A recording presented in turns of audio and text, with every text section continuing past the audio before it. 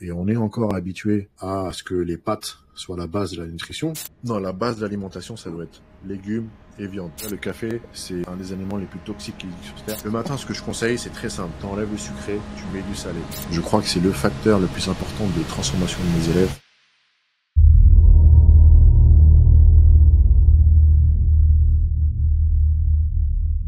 L'idée, ça va être de te présenter toi en 10 minutes, et puis à la fin, on finira sur une session de questions-réponses. Alors, j'ai 32 ans.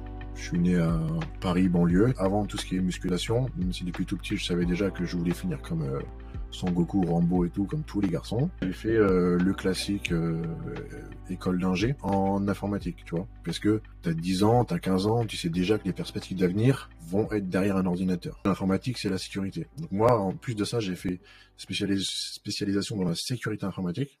J'étais au niveau dans les banques à la défense, Société Générale, BNP, Total, Sanofi. Donc déjà, okay. 23, 24 piges, j'avais le rôle du gars qui pouvait virer des gens. En parallèle de ça, je savais que j'allais pas finir ma vie dans ça. Donc ce que j'ai fait, c'est que j'ai créé avec mon ancien meilleur pote, on a créé un blog de muscu à l'époque, tu vois.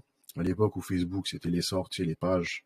Il n'y avait pas encore Instagram, tu vois. On l'a créé en 2012. Énervé. 2012, je suis sorti d'école d'ingé, à 22 ans, je crois. Après, on l'a créé à ce moment-là. On se débrouille, donc référencement par-ci, par-là. Donc, ta page de Facebook, elle prend de l'essor. Ton site, il a de plus en plus de visites. Tu commences à faire des partenariats rémunérés, tu sais, sur les bannières et tout. Tu dis, bon, il y a un truc à prendre. Et un jour, on s'est dit, tiens, on va faire un logo. Un logo tout pété, tu vois. Mais quand même, on a pris un designer à Londres, un vrai truc, on a payé. Ça avait coûté cher à l'époque, non? Le logo, il avait coûté 300 balles, mais 300 balles à l'époque, c'était quelque chose. Et après, on s'est dit, tu sais quoi, on va faire quelques t-shirts. On a fait 300 t-shirts, parce qu'on a vu que la page Facebook répondait beaucoup au logo. 300 t-shirts, ils sont partis en 1 heure. Et de là, on a créé la marque de vêtements No Pain No Gain Fitness, tu vois. Après, moi, je faisais ça en parallèle, c'est-à-dire j'étais toujours ingénieur. Et donc, quand je pouvais, je bossais sur ma marque de vêtements. Je m'en souviens, à l'époque, j'avais demandé à mon pote qui travaillait dans une autre boîte de sécurité de me créer un proxy dans un autre pays. Je passais par ce proxy juste pour pouvoir faire mes bordereaux de expédition de t-shirts. Tu vois pas? Mais pourquoi? Adresse. Le bordereau, je les faisais en ligne, tu vois. Comme ça, mon pote à l'entrepôt, il faisait les colis, mais moi, je créais les bordereaux à la main. Pour te dire à quel niveau c'était la dèche à l'époque. Okay. Jusqu'au jour où la boîte de vêtements tournait tellement bien que je me suis dit, je me barre, tu vois. Et j'ai dit à mon boss, je lui ai dit, frérot, dans 6 mois, je me barre. Je t'automatise tout, t'auras même pas besoin d'embaucher quelqu'un à ma place. Il m'a dit, pas de problème. 6 mois après, je suis parti, j'ai fait ma boîte à temps plein avec mon ancien meilleur pote. La première année, on est parti de rien, on a fait 1,5 million. Je te raconte les détails pour que tu comprennes, pour que vous compreniez. Tu veux plus retourner à comment t'étais avant. Quand tu travaillais pour quelqu'un, si t'es pas destiné à travailler pour quelqu'un, il y a des gens, tu sais, qui sont nés pour être employés, qui arrivent très bien. Il y a d'autres, non. Et en fait, j'ai découvert que c'était de famille, tu vois. Genre, même mes 2 petites sœurs, elles ont fait des études, et au final, à un moment, genre, elles ont eu leur diplôme, elles ont bossé, elles ont lâché, elles se sont auto-formées dans plein de trucs différents, et maintenant elles cartonnent, tu vois. En fait, c'est de famille, donc c'est comme ça, tu vois. Bref. Vous êtes des bosseurs par défaut. Ouais, en fait, on a mis du temps à trouver ce qu'on aimait, et on a compris qu'il fallait allier un minimum de passion avec travail, si tu veux bien faire ton travail. C'est pas du jour au lendemain, c'est pas donné à tout le monde de trouver une passion, mais quand tu trouves une petite passion, creuse dedans et va bosser, tu vois, va allier les deux. Au début, t'as démarré comme ça. T'as quand même fait 500 000 balles. T'avais quel âge à peu près à cette période, pardon? 25. On en arrive là. En parallèle, évidemment, niveau musculation, parce que tu m'as invité pour ça, je m'instruisais tout seul. En fait, j'ai toujours je suis comme toi, autodidacte sur plein de trucs. Mais je crois que toi, tes certifications, tu les as obtenues après. Je les ai obtenues après, juste histoire de que les gens ne disent rien, tu vois. Mais ce que j'ai appris dans mes certifs, je les connaissais déjà. Moi, j'en ai passé 3, c'est des certifs, parce que je me dis, je pense pas finir ma vie en France, vu comment ça part en couille, comment je déteste ce pays, même si j'ai du mal à le quitter, parce qu'il y a ma famille. Je passe un diplôme international au cas où, tu vois, et j'ai passé le premier diplôme, c'est Certified Personal Trainer, tu vois. C'est le deuxième le plus gros truc aux US que tu peux passer à distance. C'est très très théorique, mais c'est très pointu. Ça s'appelle ISA. Et quand j'étais à Dubaï, je pouvais coacher là-bas juste avec ma carte, tu vois. Après, j'en ai passé un deuxième, spécialisé en nutrition du sport. J'en ai passé une troisième, c'est spécialisé en bodybuilding. Donc là, je me suis dit, c'est quoi, je passe les 3, personne va me clasher. Ceux qui donnent des conseils sur n'importe quel réseau social, si cette personne base ses conseils ou son business sur son propre corps, fuyez. Et si vous regardez mon Insta, mon YouTube, il y a aucun conseil, aucun business, rien que je base sur moi. Un échantillon de une personne n'est pas assez représentatif, c'est pas possible. Il suffit que j'ai une génétique golden, les résultats sont faussés, tu vois. Qu'est-ce que tu appelles génétique golden?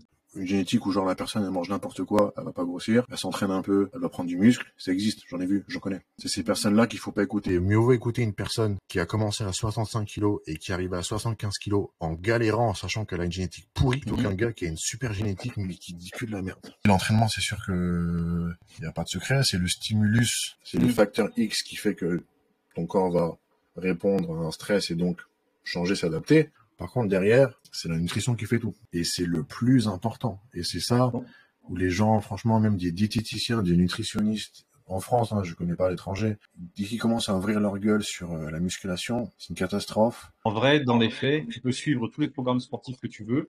C'est ce que j'ai appris en discutant pas mal de fois avec toi, c'est que si c'est pas personnalisé, que ce soit au niveau de l'alimentation ou au niveau des exercices. Encore l'exercice, ça va. Tu peux prendre un programme basique de musculation, de sport, tu sais. Tu vois, ça va, ton corps va bouger. Si la diète, par contre, n'est pas personnalisée, parce qu'en fait, il y a tellement de facteurs que les gens ne prennent pas en compte. Le premier facteur, ne serait-ce, à part le steak, c'est l'origine. Tu vois, tu vas prendre un asiatique, tu vas prendre un méditerranéen, tu vas prendre un français, un américain. Je le constate sur des centaines d'élèves, j'ai mes statistiques. Un maghrébin, par exemple. Maghrébin, il gère beaucoup moins bien le fruit qu'un français. Un asiatique, il a beaucoup plus de mal à développer de la masse musculaire et il fait beaucoup plus de rétention d'eau que les orientaux. Les orientaux, ils ont beaucoup plus de prédisposition au diabète et au prédiabète, tu vois. Il y a plein de choses à traiter. C'est pareil sur le type d'aliment. 100 grammes de glucides, mais de pain de mie ou de pâtes ou de patates douces ou de je sais pas quoi, c'est pas la même chose sur le corps. Toi, tu me disais, tu as plus d'une centaine de clients élèves, mais je pense que maintenant, on atteint très largement les 500, 600, voire plus, non?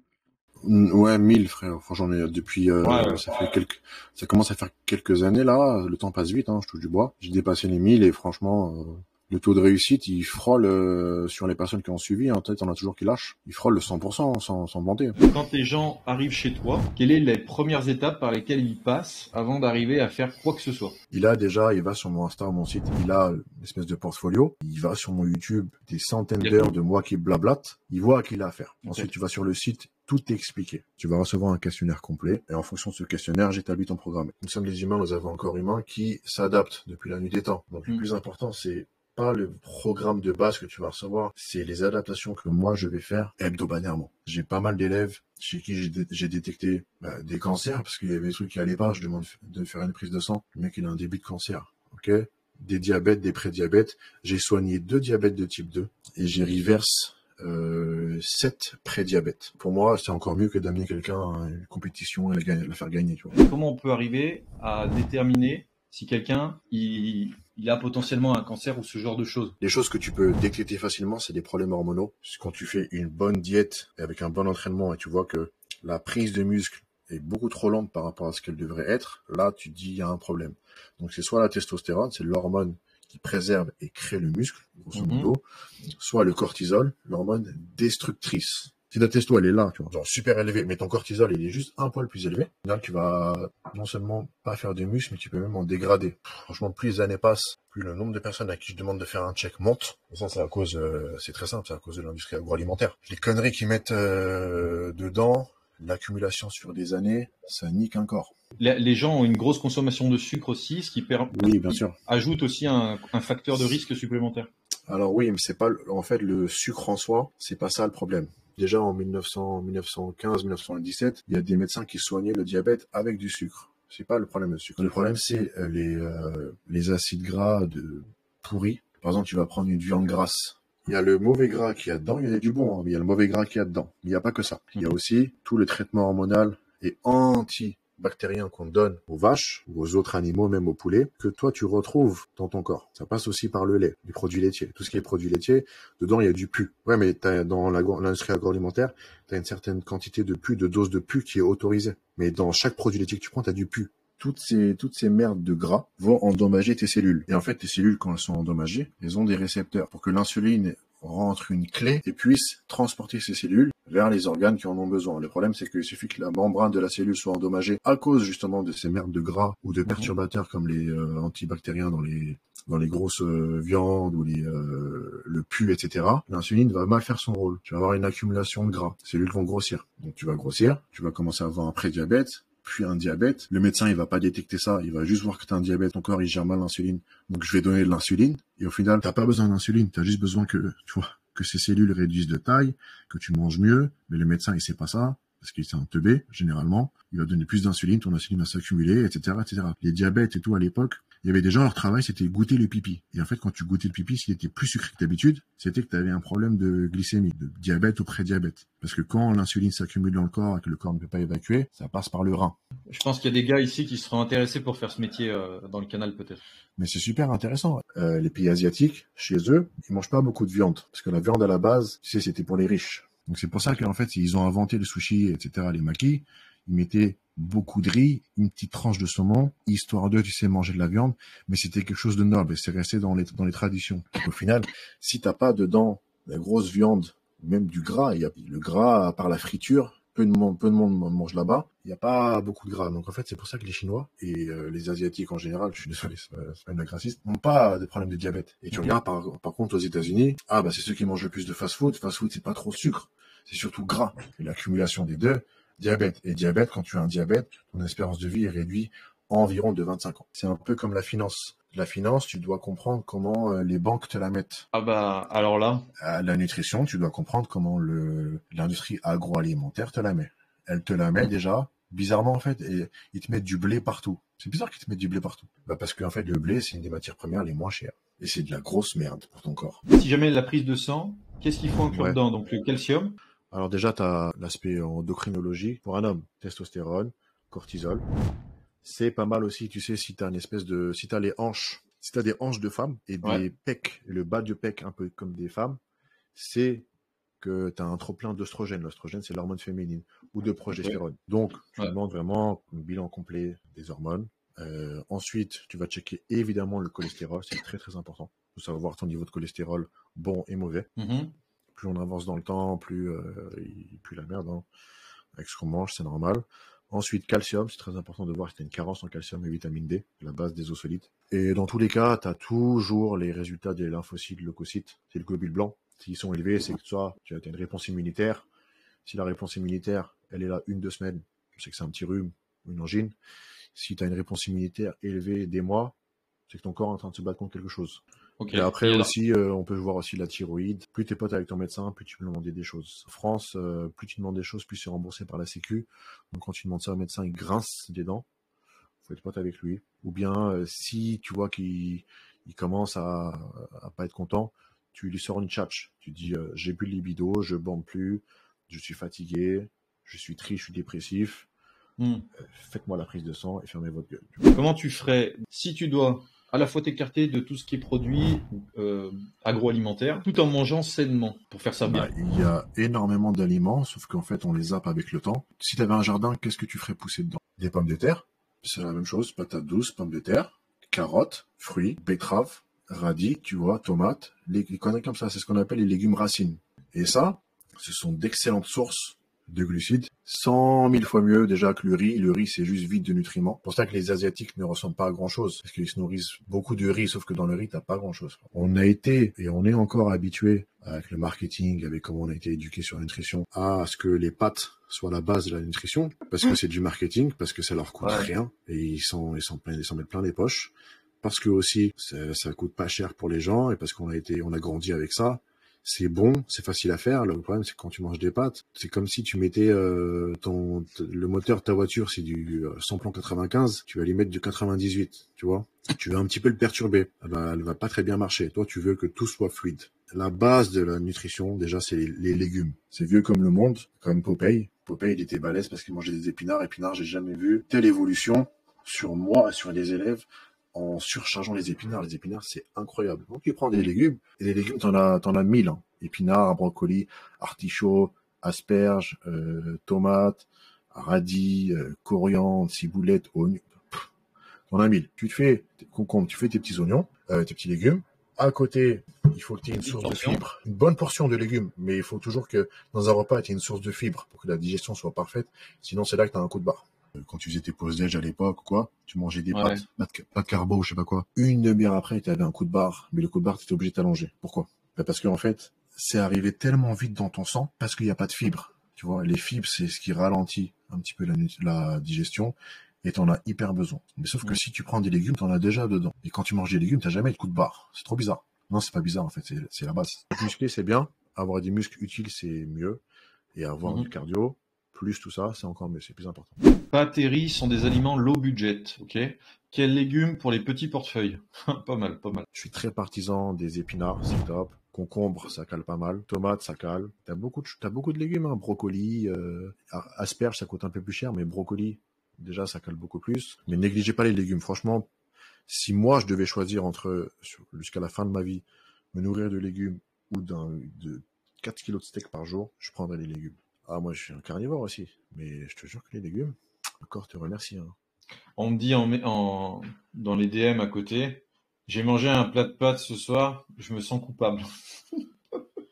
Bah, j'espère que c'était bon. Moi, j'adore les pâtes, hein. C'est Ouais, délicieux. mais moi aussi, je suis un grand amateur. Oui. Puis c'est vrai que les low budget, c'est toujours cool. Enfin, que t'as pas beaucoup d'argent chaque mois, bah, c'est vrai que c'est pas Frérot, mal. les pommes de terre, ça coûte moins cher que les pâtes. Ouais, mais manger tout le temps des pommes de terre. Bah, t'as pommes de terre, t'as carottes, t'as patate douce. Et encore, je suis même pas parti dans manioc, igname, c'est encore mieux. Mais juste pommes Ouais. de terre, carottes, patates douces, betterave, pour quelques centimes de plus, ça change tout. En plus, tu peux beaucoup plus jouer sur la cuisson que sur les pâtes. Pommes de terre, tu peux les faire au four, en mode frites. Tu peux les faire en hachis. Tu peux les faire à la vapeur. Tu peux les faire froides dans une salade. Ça, c'est de la cuisine, pas les pâtes. Les pâtes, gros, ça sort pas de terre. Et ça tombe pas du ciel. C'est industriel. Et encore plus tout ce qui est complet. Tout ce qui est complet, les gars. Et encore une fois, j'ai pas la science infuse. J'ai un peu d'expérience. Fuyez. Tout ce qui ralentit et pourrit votre moteur, comme j'ai fait la métaphore de la voiture. Fuyez. Vous voulez un corps qui tourne bien. Fuyez. Au niveau des viandes, tu limiterais la consommation de viande et tu t'orienterais plutôt sur du légume? Non, la base de l'alimentation, ça doit être légumes et viande. Viande, c'est pour les protéines animales. T'es pas obligé de manger de la viande du matin au soir. Tu sais, des œufs. Les œufs, c'est une des meilleures sources des protéines, si ce n'est la meilleure. Et après, viande. Les œufs en omelette, ça va ou ça va pas? Les œufs, tu les cuis comme tu veux. T'as pas besoin de mettre énormément de jaune. La recommandation que moi je donnerais en termes de lipides, de gras, et tout le monde en fait se trompe sur ça parce que tu sais, c'est à cause des conneries que t'entends, comme quoi, ouais, l'huile d'olive, il y a des oméga, ou je sais pas quoi, c'est bon. En fait, les lipides, c'est traître parce que pour avoir une micro partie de ce dont ton corps a besoin, tu dois lui donner ça. Au final, t'as pas besoin de donner ça. T'as pas besoin d'aller ajouter ton huile d'olive, je sais pas quoi, pour avoir ton oméga 3. Non. La règle à suivre, c'est 0,5 g de lipides par poids de corps. Tu fais 80 kg, ne dépasse pas 40 grammes de lipides par jour. Et ça va vite, hein. 40 grammes, ça va vite. Donc, il y a des gens qui se retrouvent à faire du gras bêtement, mais parce qu'en fait, tu comptes mal les lipides, c'est tout. Et crois-moi que quand tu manges des lipides, ton corps, il l'absorbe direct et ça va se stocker dans les cellules, ce qu'on appelle les adipocytes. On passe aux questions-réponses. Je reste encore un grand consommateur de café et en ce moment, je commence à remplacer ça par du maté. Ok, bah ouais, je voulais juste savoir ce que tu en pensais du maté. Oui. Donc, alors déjà, le café, c'est un des aliments les plus toxiques qui existent sur Terre. Donc, si je peux vous donner un conseil, même si vous aimez le café, ne buvez pas de café. En fait, il y a juste une molécule dedans qui nique le corps, l'acide urique. Juste tapez Google acide urique, vous allez voir. Le maté, moi j'en prends perso du maté. Le maté, c'est excellent. Le maté, les gars, prenez du maté bio. Je ressens, ça donne une énergie, une concentration de dingue. C'est ça, c'est une énergie constante, c'est une diffusion lente, c'est incroyable. Je vais vous dire tout de suite ce que je prends, il y a zéro lien d'affiliation, rien. Je prends sur Amazon, maté verdé, t'as plusieurs goûts, moi je prends le normal là, le d'Espalda. Et le café, ouais, comment on fait quand on est accro au café? Il faut choisir. Déjà, ce que tu peux faire, c'est avant de faire tout sevrage, diminue. Il faut jamais arrêter quoi que ce soit d'un coup. Il faut diminuer. Et le fait de te sentir moins mal et mieux avec le temps devrait faire pencher sur la balance le fait d'arrêter. C'est comme tout. C'est du business, c'est des lobbies. Il y a du marketing derrière. Et voilà, je vais revenir sur ce que j'ai dit avant. On nous a fait croire que c'est le sucre qui crée le diabète, etc. Non, en fait, c'est le gras. Et le problème, c'est que toutes les études qui ont été faites sur la viande qui ne créait pas de cancer ou de diabète, etc., ont été financées par tous ceux qui ont Domino's Pizza, KFC et j'en passe, qui eux-mêmes financent l'organisme mondial, non, l'organisme américain du cancer. C'est des histoires de lobby. J'ai un profil plutôt ectomorphe. Et c'est-à-dire peu importe ce que je bouffe, je grossis jamais, quoi. Et j'aimerais bien m'épaissir. Donc, est-ce que tu aurais des suggestions ou des contre-questions à me poser pour me guider? Bien sûr, c'est ouf. quoi que tu fasses, tu prends difficilement du poids. Donc, ce qu'il faut faire, c'est qu'il ne faut pas chercher à être sec. Il ne faut pas avoir peur de faire du gras. Tu montes tes calories semaine après semaine. Et le seul moyen de voir si ça marche ou ce qui ne marche pas, c'est de manger tout le temps la même chose. Parce qu'il suffit que genre d'un jour à l'autre, tu ne manges pas la même chose, tu ne vas pas savoir si tu progresses ou pas, tu ne vas pas savoir ce qui a marché, ce qui n'a pas marché. Pendant une semaine, mange la même chose, ça ne bouge pas, monte de 15% les quantités. Ça ne marche pas, monte encore de 15%. Tu vas voir, ça bouge, etc., etc. C'est ce qu'on appelle prise de masse, même si j'aime pas ce terme. Et les ectomorphes, c'est que comme ça que ça marche. À partir de quel moment, quand tu manges correctement, ton métabolisme, ton corps va faire un reset? Parce que la légende dit c'est 30 jours, d'autres disent c'est 60 jours pour que le corps il commence à se réguler, à commencer à vraiment éliminer, etc. parce qu'il est dans un bon cycle. Parce que c'est pour ça que la plupart des mecs, en fait, ils se découragent, ils voient pas d'effet, en fait. Il y a plusieurs facteurs à prendre en compte. Le premier, c'est ton point de départ. Si tu as 40 piges et pendant 40 piges, tu as mangé de la merde, ça va être trop long. Si juste, t'as pas été un gars très sportif, tu mangeais de temps en temps de la merde, mais pas trop, ça devrait aller quelques semaines. Et si tu as une super génétique, 2 semaines. Je mange vraiment sincèrement très mal. Les légumes, ça fait quoi? Ça fait 6 mois que j'ai les légumes, je sais même plus ce que c'est à part prononcer le mot, tu sais. Non, j'allais dire, c'est bien, c'est que les réponses, tu les as déjà toi-même. Tu vois, t'as déjà les réponses toi-même, t'as juste besoin qu'on te réconforte. Et là où le plus important, c'est vraiment l'assiette. Parce que comme je dis, t'as 24 heures dans une journée, l'entraînement, c'est 1 heure. Il va te rester 23 heures. Sur les 23 heures, t'as 8 heures de sommeil, on va dire. Tout le reste, c'est toi et toi-même. Manger, s'organiser. Toujours avoir une longueur d'avance sur ton frigo. Ton frigo ne doit jamais être vide. Toujours avoir une longueur d'avance sur la préparation de la bouffe et sur l'appétit. Si tu commences à cuisiner quand t'as faim depuis déjà une demi-heure, c'est dead. Et que tu te dis, vas-y, ça fait 1 heure, j'ai faim, tu sais quoi, je vais cuisiner. Beaucoup plus de chances d'ajouter un peu de merde, d'ajouter un dessert dans ton repas. Alors que si... C'est comme quand tu vas faire les courses et que t'as faim. Voilà, ne jamais faire les courses quand t'as faim. Si tu fais de l'argent, mais qu'avec cet argent, tu payes finalement la santé que tu n'auras pas faite maintenant, il n'y a aucun intérêt. Bah, exactement. Faut pas non plus rentrer dans l'extrême, à savoir pas se faire plaisir. J'accorde toujours un repas plaisir par semaine. On a un aspect psychologique différent sur nos occupations de la vie. Et j'ai remarqué que les meufs dans la vie, en fait, leur occupation, c'est métro, boulot, dodo et un peu Netflix ou copinage, tu vois. Mais c'est par pas rapport ça à ton expérience Ouais, avec les clientes et tout. Mon expérience. Ouais. Et les gars, on met trop boulot dodo, ok, mais soit tu vas geeker, tu vas faire Elden Ring, ou je sais pas quoi, soit tu vas faire de la crypto, soit t'as le foot, soit t'as la salle, soit t'as machin, ou une passion, ou moi je crée ma marque de vêtements, ou je sais pas quoi. Et en fait, le fait d'avoir une passion à côté, un espèce de hobby, ce qui fait que t'as une espèce de détachement par rapport à la nourriture, qui est plus élevé que sur les femmes. C'est pour ça que nous, on arrive à plus tenir 3, 4 semaines sans manger un burger ou un cake. C'est ma constatation, je me trompe peut-être, mais sur des élèves femmes qui voyaient des psychologues pendant des années, et je leur disais, meuf, en fait, trouve-toi une occupation, trouve-toi un hobby. Parce que j'ai déjà eu ces débats avec des meufs, et elles m'ont traité de misogyne, je sais pas quoi. J'ai dit, meuf, c'est des statistiques, en fait, tu vois, genre, c'est des statistiques. Qu'est-ce que tu fais pour les personnes qui ont souvent envie de manger, voire tout le temps, mais qui sont déjà bien occupées par des projets ou des travaux Oui, il faut modifier ce que tu manges. Comme je dis, par exemple, si tu vas manger ton plat de pâtes, ou tu vas manger un McDo, t'as un coup de barre, mais par exemple un McDo, 1h30 après t'as faim. Ok. Et pâtes, tu vas manger des pâtes, ou tu vas manger un plat tu fais juste riz poulet, 1h30 après t'as faim. Tu vois, même si tu vas mettre un bol de riz énorme, parce qu'en fait tu mets pas de fibres, donc t'as juste à ajouter des fibres. Si tu veux une technique très simple, même si je suis pas fan du fructose, ça va pas te tuer. À un repas, tu ajoutes une demi-pomme parce qu'il y a beaucoup de fibres à l'intérieur et ça va ralentir ta digestion. Et ça coupe la satiété de façon assez forte. Est-ce que tu as des compléments alimentaires que tu recommandes? Les compléments alimentaires dépendent de chacun selon l'objectif de chacun. Ouais. Ça peut être pour la santé, comme on a traité avec Monsieur Rabbi Jacob avant. Ça peut être sur les performances, si tu es un sportif, qui joue au foot, qui fait de la boxe, ou c'est juste un gars de salle. Tout dépend de chacun. Si t'es vieux, moins vieux, t'as des problèmes de glycémie. J'ai plein d'élèves qui ont des problèmes de glycémie. Je vais leur donner des compléments alimentaires pour jouer sur la glycémie. J'ai des élèves qui sont sportifs de haut niveau. Je vais leur faire exploser leur performance. Ça dépend de chacun. Les compléments alimentaires dépendent de chacun. J'ai une vidéo que je vais tourner semaine pro dans une boutique de compléments alimentaires.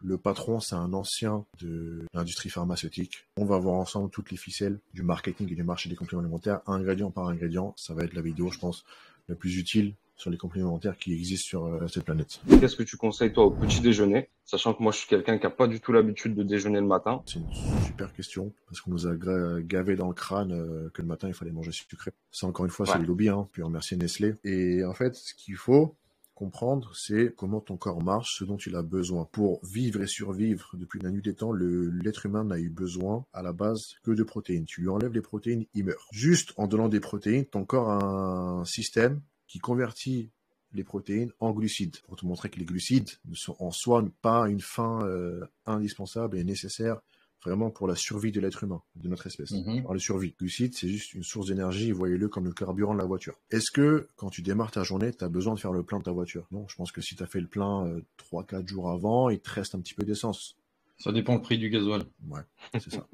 Si tu as une Tesla, toi, je pense que ça va. Le matin, ce que je conseille, c'est très simple. T'enlèves le sucré, tu mets du salé. Salé, c'est que tu mets une petite omelette. Je crois que c'est le facteur le plus important des transformations de mes élèves. Une omelette le matin, tous les matins. Omelette le matin. Tu mets 2 œufs, 2-3 blancs, un petit peu d'oignon, coriandre, poivron et champignons. Si tu donnes du sucre à ton corps, dès le matin, il va créer un pic d'insuline. C'est l'antagoniste de l'hormone de croissance. L'hormone de croissance, c'est l'hormone qui est responsable principalement de brûler le gras. La lipolyse, aka brûler le gras, est désactivée. C'est pour ça qu'après t'es KO après un bol de céréales, un bol de muesli ou un bol de porridge d'avoine. Salé les matins. Et tu commences à donner des glucides, de l'énergie, quand on a besoin, à savoir le sport. Le repas le soir idéal, genre pas de patates douces ou des trucs comme ça, ou les bananes, les choses. Ouais, bien sûr. Alors si t'es ectomorphe, alors tu galères à prendre du poids, t'es la seule exception sur cette terre où tu peux envoyer ton petit hachis parmentier fait maison.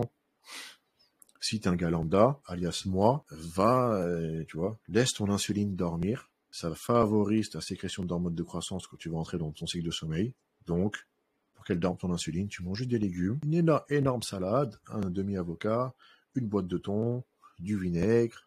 Qu'est-ce que tu mettrais à la place du dé de jambon, qui pourrait quand même amener un apport protéines, parce que j'imagine qu'on est plusieurs comme ça, en fait.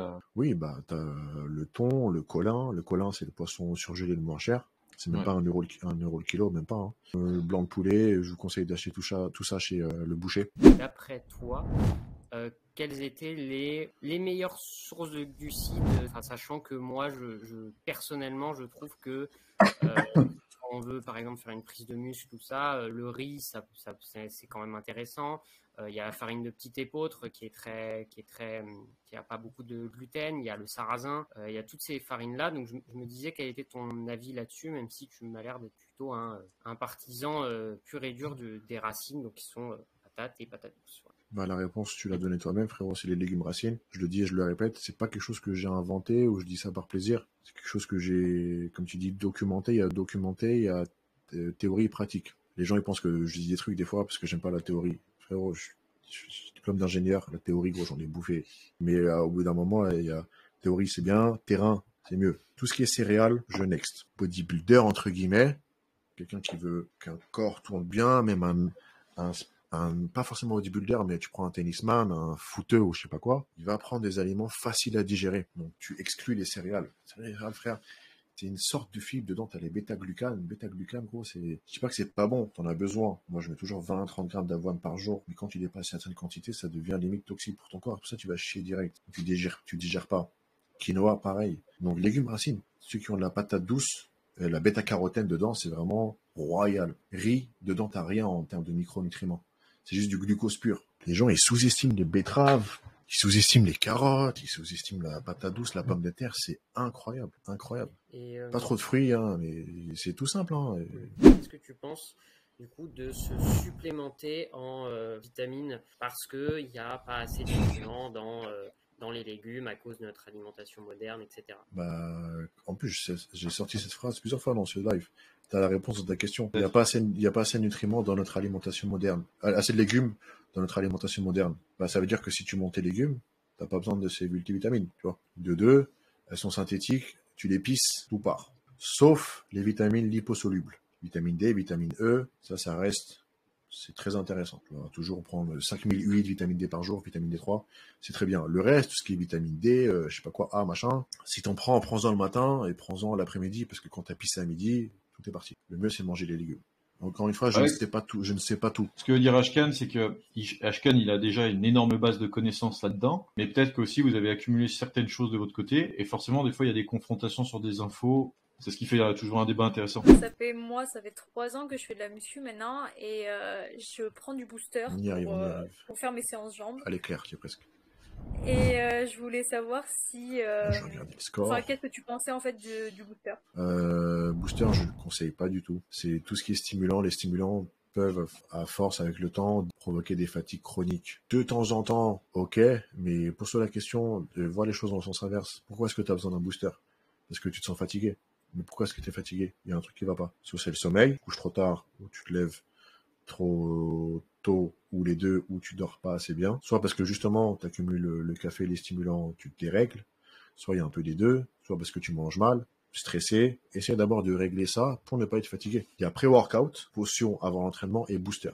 Et pré-workout, ça veut dire, ça peut être n'importe quoi. Une barre, une banane, ça peut être un pré-workout. Un booster, c'est un stimulant. Je conseille des pré-workout sans stimulant qui peuvent retarder l'apparition de l'acide lactique, des crampes, ce genre de choses, tu vois. Taurine, bêta-alanine, citrulline pour favoriser la vasodilatation, le transport des nutriments, tout ça c'est très bien. Et ça fait partie des pré-workouts, qu'on appelle aussi boosters. Mais des boosters sans stimulant, oui. Des boosters avec stimulant, non. Ouais, c'est en bien. soi, ça va pas dérégler. j'ai pas de problème avec ça, je suis pas fatiguée ni rien, c'est juste que j'ai l'impression que ça m'aide à pousser plus lourd en fait, c'est tout. Ouais, mais justement, en fait, c'est ça le problème éternel. En plus, j'ai tourné une vidéo tout à l'heure avec un élève à moi, c'est un monstre, mais il savait pas s'entraîner. Et je lui dis en gros, c'est quoi ton objectif? Est-ce que c'est les performances ou est-ce que c'est travailler le muscle? Le fait de pouvoir pousser plus, c'est juste de l'ego. Ça va servir à rien en soi. Vous poussez bien. Si tu cherches les performances, ouais, là c'est sûr que tu vas devoir prendre des trucs. Moi j'avais juste une question, c'était concernant ton avis sur le jeûne et éventuellement le sport ou sur la santé aussi en général. Qu'est-ce que tu en pensais, que ce soit du jeûne intermittent ou le jeûne classique? Tout dépend de l'objectif. Si c'est pour une personne lambda qui travaille, qui fait pas trop de sport, est-ce que ça va te tuer si tu l'essayes? Non, ça va pas te tuer. Essaye, tu auras la meilleure des réponses. Par contre, si c'est pour un objectif sportif, c'est pas quelque chose que je conseille. De 1. Et de 2, ce que vous voyez sur les TikTok, machin, avec le Salim et Faster, machin, là, lui, là, qui mange n'importe quoi. C'est même pas du jeûne. Ça, c'est un trouble de comportement alimentaire. C'est un problème psychologique. Je voulais te demander, H, ce que tu pensais des systèmes de progression, de surcharge progressive. Le nom induit en erreur. Surcharge progressive, ça veut pas dire monter en poids, monter en charge chaque semaine. Ouais. La surcharge progressive, c'est à plusieurs facteurs, dont la charge. Tu as aussi le tempo, le repos, le nombre de répétitions. C'est des facteurs d'intensité. La surcharge progressive, c'est jouer sur un ou plusieurs de ces facteurs chaque semaine. Tout simplement, frérot. Qu'est-ce que tu préconises, toi, Zod, pour quelqu'un qui a du temps pour s'entraîner, qui peut s'entraîner à peu près 5 fois semaine? Plutôt quoi? Plutôt split, plutôt full body, plutôt PPL? Je conseille d'essayer chaque technique et de voir ce qui marche le mieux. Et de trouver le compromis et l'équilibre entre plaisir et résultat. Le half, le full, ça marche vraiment bien. Ça crame. C'est vrai que faire du full pendant 4 semaines, ça crame. Et le split, ça marche bien pour développement sur un point faible. Par exemple, le fait d'avoir un split, tu peux placer par exemple tes pecs ou tes épaules lundi, mercredi, vendredi, de façon plus accentuée. Tu fais selon ce que tu ressens, mais toujours en regardant des principes clairs et de base de la musculation, le tempo, la fréquence. Un muscle ne va pas beaucoup se développer si tu le bosses une fois. Et il faut pas aussi avoir une vision de semaine. Tes muscles n'ont pas un calendrier hebdomadaire. Non, ton muscle, il sait que aujourd'hui tu m'as fracassé. Logiquement, j'aurai récupéré dans 3 jours. Donc dans 3 jours, refracasse-moi. Si tu m'as juste aujourd'hui fracassé un petit peu, il y a moyen qu'après-demain, j'ai récupéré. Donc tu peux me refracasser un petit peu. Ok. Donc toi, tu vois pas de problème à entraîner un même groupe musculaire 2 fois semaine, par exemple? Ah non, au contraire, il faut. Est-ce que c'est intéressant les extracteurs de jus? Si oui, par rapport au blender et aussi aux centrifugeuses? Moi, je suis quelqu'un de très proche de la nature, mais ça se voit pas. La nature nous a donné des choses toutes faites. Pourquoi est-ce que tu vas aller les prendre qu'une seule partie? Je dis pas que c'est mauvais, hein. Un jus de légumes, tu vas avoir des bienfaits, mais tu vas t'enlèves les fibres qui sont importantes, tu sûrement des nutriments et autres. C'est très dommage. C'est la problématique du temps. C'est ça aussi le besoin que répondent les capsules Nespresso, etc. C'est que tu appuies sur un bouton, tu as ton café. La question, c'est pour une alimentation de qualité, comment je peux faire en appuyant sur un bouton qui me prenne le moins de temps possible, tout en sachant que s'il faut mettre du temps, je suis OK de mettre du temps, tu vois. Mais je cherche un bon rapport qualité-prix-temps Bah, frérot, je vais être simple et concis. Ce que tu demandes, c'est utopique. Il faut cuisiner, il faut s'organiser. On a tous le temps. Quand j'étais ingénieur et que j'avais ma marque de vêtements en parallèle et que je faisais mon sport et que j'avais ma meuf qui était casse-couille à l'époque et que je sortais et j'avais le temps de sortir mon chien, j'avais le temps de faire mes repas. Si moi, être humain normal que je suis, je peux le faire, tout le monde peut le faire. Là, Isaac, j'ai 6 boîtes et j'arrive à cuisiner, même quand la femme de ménage, elle vient pas filer un coup de main. Du coup, est-ce que tu aurais d'autres tips comme ça d'accessoires de cuisine qui va bien avec le mindset que tu présentes là? Alors, air fryer, c'est le numéro 1 pour moi parce que dedans, je mets le poulet, les patates, les carottes, je mets des frites, je mets mes nuggets maison, j'ai des petites recettes sucrées aussi que je mets dedans. Et ça cuit 2 fois plus vite qu'un four. À quoi est-ce que tu as renoncé pour pouvoir te permettre de t'offrir tout ça? J'ai pas l'impression d'avoir renoncé à quoi que ce soit, frérot, tu vois. Parce que je me prive pas de me taper une pizza quand je veux taper une pizza. Je me prive pas de me torcher la gueule, même si je me torche pas la gueule. Si je me torche la gueule, en fait, je me prive de rien. Mais si je suis pas un fêtard, ça m'a jamais empêché de faire la fête. Quand tu construis cette discipline, ce mode de vie avec une vision de contrainte, ça va mal se passer. Ouais, c'est pour ça que je dis toujours, apprenez à cuisiner, les gars. Des aliments simples, vous en faites des recettes de fou. Et en fait, ça devient un plaisir. Si tu mets ton escalope comme ça, et ton riz et ton brocoli, tu me sers ça, je te la jette à la gueule. Coupe-moi ton poulet en petits morceaux, badigeonne de purée de piment, de sauce tomate, mets-la au four, cuis un petit peu, le riz, fais le croustillant au-dessus, fondant, et ton légume, coupe-le, assaisonne-le, un petit peu de, je sais pas moi, de lait de coco, et tu fais un truc bien. C'est comme ça que tu vas tenir. Il n'y a rien qui va être une contrainte. Au contraire, quand tu vas te sentir mieux, en forme, tu vas kiffer. Apprenez à cuisiner, les gars.